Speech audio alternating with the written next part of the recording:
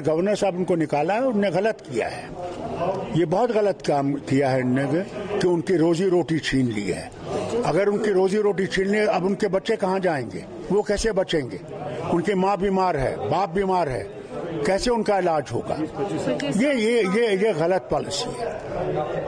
इनने तो हमसे 50,000 वादा किया था नौकरियां लगाएंगे, कहाँ है वो 50,000 नौकरियां?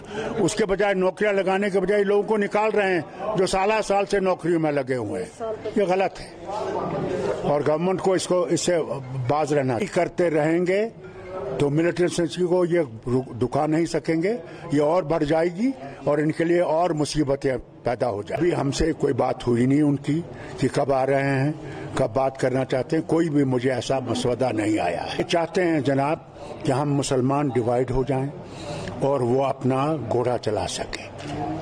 ये उनकी ये डिवाइड एंड रूल की जो पॉलिसी है उनकी हर वक्त रही है और आगे भी रहेगी। हमने इसका मुकाबला करना है कि unity is the only way we can defeat these people. हर पार्टी का अपना निज़ाम है, बट हम यूनाइटेड हैं जहां तक कि इस रियासत का सवाल है, 370 का सवाल है, 35A का सवाल है, उसमें हम सब यूनाइटेड हैं, उसमें कोई फर्क नहीं है। कोर्ट का ही तो हम इंतजार कर रहे हैं, अभी तक भी कोर्ट की हियरिंग नहीं आ रही है।